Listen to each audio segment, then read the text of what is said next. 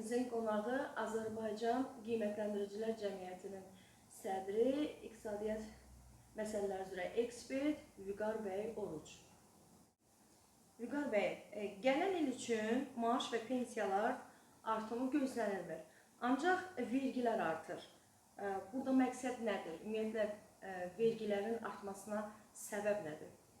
Bilirsiniz, maaşlar və əmək haqqılar hər il müvafiq göstəricilərə uyğun olaraq hesablanır və artır. Mən güman edirəm ki, ola bilsin ki, gələn ildə də bu olsun.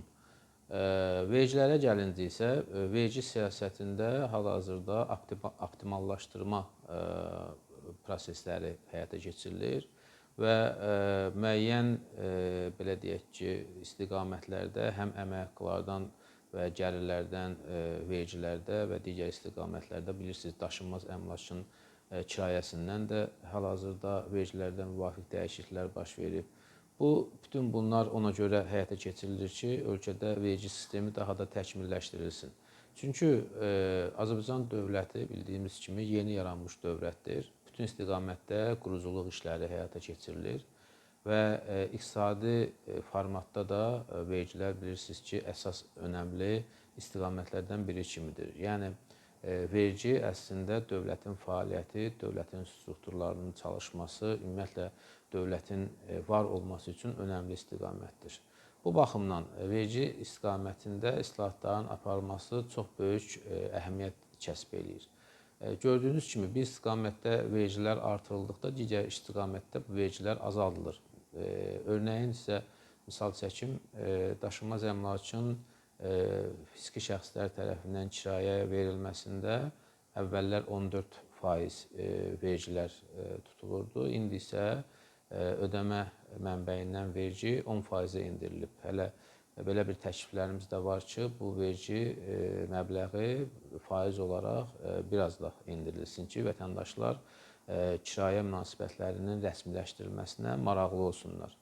Bütün istiqamətlə ölkədə fəaliyyət göstərən, istər sahibkar olsun, istər vətəndaş olsun, əgər vətəndaş da müəyyən iqtisadi fəaliyyət göstərmək istiqamətində addımlar atırsa, mütləq vergi verməyə məcburdur. Çünki hər hansı bir fəaliyyətin qarşılığı olaraq dövlətə vergi verilməsi həmin dövlətin imkanlarının daha da artmasından, qüdrətinin inkişaf etməsindən və bu da dolayısı yolla vətəndaşın imkanlarının artmasına gətirib çıxardan amillərdəndir. Bu baxımdan düşünürəm ki, vergilərin artırılması təkcə mənfi bir tendensiya kimi yox, eyni zamanda dövlətin strukturlarının, dövlətin imkanlarının güclənməsi kimi başa düşülməlidir. Düşünürəm ki, vergilərin artırılması ilə paralel eyni zamanda sosial belə deyək ki, problemlərin həlli istiqamətində də addımlar atılmalıdır və Azərbaycan hökuməti bu istiqaməti də unutmur və hər belə deyək il bu istiqamətdə büdcədən müvafiq ayırmalar ayrılır və düşünürəm ki, yenə də bu istiqamətdə il boyu gələn 26-cı ildən söhbət gedir, addımlar atılacaq. Əsas məqsəd Azərbaycan vətəndaşının hal-hazırda sosial-iqtisadi durumunun daha da inkişaf etdirilməsidir, onun problemlərinin həll olunmasıdır. 26-cı il təkcə bizdə deyil, eyni zamanda bütün dünyada maliyyə problemlərinin, iqtisadi çətinliklərinin olacağı bir il kimi qarşılanır və burada həm bir müddət əvvəl baş verən pandemiya, iqtisadi fəaliyyətsizlik, həm qlobal maliyyə böhranı, habelə dünya iqtisadi gücləri arasında iqtisadi savaş, beynəlxalq problemlər və bütün digər bu məsələlər əsas rol oynayır. Düşünürəm ki, Azərbaycan dövləti bütün dövrlərdə qarşısına çıxan problemləri həll etmək iqtidarında olduğunu göstərib, 26-cı ildə ölkə vətəndaşları üçün bu problemlərin həlli ili və eyni zamanda qarşılaşdıqları iqtisadi çətinliklərə sinə gərmək ili olacaq. Vüqar bəy, daşınmaz əmlakını kirayə verən şəxslər də vergi ödəyəcək dediniz. Maraqlıdır, bax, bu, belə deyək, xüsusən də kira evlərdə yaşayan insanlar bəs vergi verilən zaman özləri də ən azından belə deyək də bu vergi əsasındamı yoxsa ümumiyyətlə kira haqlarını yenidən dövlətdən müəyyən bir faizini ala biləcəklərmi? Bilirsiniz, söhbət ondan gedir ki, bir çox istiqamətlərdə əlavə dəyər vergisinin geri qayıtması planlaşdırılır.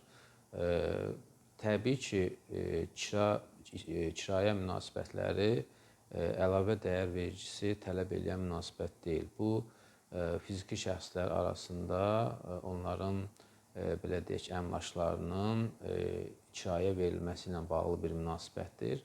Sadəcə burada çox təəssüflər olsun ki, bu istiqamətdə fəaliyyət göstərənlər təqribən bizim hesablamalara görə 80%-dən çoxu kirayə münasibətlərini rəsmiləşdirmir. Çünki rəsmiləşdirdiyi zaman müvafiq ödəmə mənbəyindən vergi ödənməlidir ki, təbii ki, əmlakın sahibi bu məbləği ödədikdə daha az qazanc əldə etmiş olur və yaxud da ki, kirayə götürən şəxs bunu ödədikdə daha artıq kirayə pulu ödəmiş olur. Ona görə bu məqsədlə hər iki tərəf verginin ödənməsində maraqlı deyil. Amma verginin ödənməsinin bir müsbət cəhəti var ki, indiyə qədər bildiyiniz kimi tərəflər qeyri-rəsmi kirayə münasibətlərində olduqlarına görə hər hansı bir problem olduqda onlar hüquq mühafizə orqanlarına əsaslı surətdə müraciət edə bilmirdilər. Və qarşılıqlı öhdəliklər həmin müqavilədə əks olunmurdu. Yalnız və yalnız realtor tərəfindən təqdim olunmuş və heç bir hüquqi qüvvəsi olmayan, notarius tərəfindən təsdiqlənməmiş bir müqavilə imzalanırdı və həmin müqaviləyə görə tərəflərin vergi vermək öhdəliyi meydana gəlmədiyi üçün bütün tərəfləri qane edirdi. Burada realtor öz fəaliyyətini göstərir və müəyyən məbləğ əldə edirdi və bundan təbii ki, vergi vermirdi. Kirayə verən tərəf müəyyən məbləğ qazanc əldə edir və təbii ki, bunun vergisini vermir və eyni zamanda da kirayə götürən şəxs, kirayənişin bu zaman daha az ödəyir. Yəni, tərəflərin hər üçünə mövcud status xeyir gətirdiyinə görə və onların mənafeyinə uyğun olduğuna görə təbii ki, burada vergidən yayınma halları baş verirdi. Amma biz bütün mənfi xüsusiyyətlərinə rəğmən bir dövlət olaraq bütün iqtisadi münasibətləri, dövlət-vətəndaş əlaqəsini və dövlət-vətəndaş münasibətlərini tənzimləməni əsas götürməliyik. Çünki bildiyimiz kimi hər bir formalaşmış hüquqi dövlət, onun vətəndaşı ilə dövlət arasındakı münasibətlərin hüquqi baxımdan tənzimlənməsi faktoruna görə müqayisə olunur. Təəssüflər olsun ki, bir çox fəaliyyət növləri hələ də dövlət tərəfindən hüquqi tənzimləmə istiqamətində nəzərə alınmayıb. Və bu baxımdan hesab edirəm ki, kirayə münasibətləri əgər nəzarətə götürülərsə, hər hansı bir hüquqi problemlərin meydana çıxdığı zaman qanuna uyğun şəkildə bu problemlər həll olunarsa, ümumiyyətlə Azərbaycan vətəndaşı gəlir əldə etdiyi zaman ondan vergi verməyi öyrənərsə, bu vətəndaşın özünə də xeyirlidir, dövlətimizin büdcəsinə də xeyirlidir. Çünki biz qara büdcəni, qara belə deyək ki, pulları şəffaflaşdırmaq, ağartmaq istiqamətində addımlar atan bir dövlətik və vətəndaşlarımız da çalışmalıdır ki, öz gəlirlərini gizlətməyə əvəzinə ondan vergilər verməklə həm dövlətin müvafiq problemlərinin həlli istiqamətində dəstək olsunlar, həm də eyni zamanda bir vərdiş yaransın cəmiyyətdə ki, həmin vərdiş də ondan ibarətdir ki, əgər müəyyən fəaliyyətdən gəlir əldə edirsənsə, mənfəət götürürsənsə, mütləq onun vergisi verilməlidir. Düzdür, burada belə bir fikirlər də var, proqnozlar da var ki, vergilər olduğu zaman bahalaşma, qiymətlərin artması baş verəcək. Amma müəyyən bir müddətdən sonra bu artım olsa da burada stabilləşmə hissi olunacaq. Çünki əvvəllər ödənişləri vergisiz nəzərə alan tərəflər indi artıq onlara aydın olacaq ki, məhz kirayə münasibətlərində daha bir tərəf var. Yəni dövlət var və onun vergisi verilməlidir. Və bu fəaliyyətin özü dolayısı yolla vergilər bilirsiniz ki, vətəndaşa təhsillə, sığorta ilə, sonra müxtəlif ictimai xərclərin ödənməsi ilə, müxtəlif sosial problemlərin həlli ilə geri dönür. Yəni vergini təbii ki, vətəndaşlar yenidən öz həyatında müsbət mənada hiss etməlidir. Düzdür, müəyyən problemlər var və vətəndaşlarımız da haqlı olaraq həmin sosial problemlərin həll edilməməsindən və qarşılaşdığı gündəlik həyatdakı problemlərdən narazıdırlar. Bunun üçün həm sosial şəbəkələrdə, həm gündəlik həyatda etiraz edənlər var. Lakin nəzərə alaq ki, 30 ildən artıq işğal altında olan torpaqlarımız yeni azad olunubdur. Qarabağ Azərbaycana qaytarılıbdır. Qarabağ və Şərqi Zəngəzur həm coğrafi olaraq, həm iqtisadi olaraq, həm ərazimizin bir hissəsi olaraq Azərbaycana hal-hazırda inteqrasiya olunur. Həmin ərazilərdə quruculuq, bərpa işləri aparılır, infrastruktur yenidən formalaşır.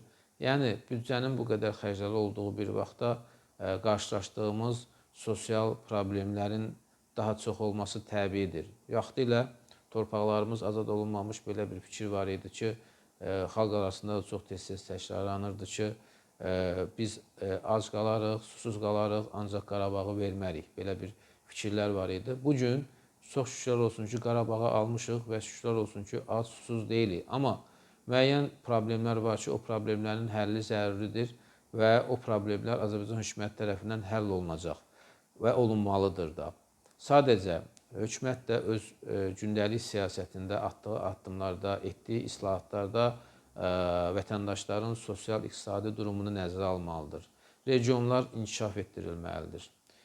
Bakı şəhərində söküntüyə belə deyək, uyğun görülmüş binaların sakinləri narazı qalmamalıdır. Onların bu və digər istiqamətdə mənzil problemləri həll olunmalıdır. Eyni zamanda bilirsiniz ki, çoxlu yeni qurulmuş ailələr var ki, gənc ailədən söhbət gedir. Onların mənzil əldə etmə imkanları hal-hazırda yoxdur. Onlar üçün müvafiq sosial proyektlər, layihələr düşünülməlidir. Yəni, təbii ki, başda cənab prezident olmaqla Azərbaycan hökuməti ölkə əhalisinin problemlərini həll etmək istiqamətində ciddi şəkildə fəaliyyət göstərir.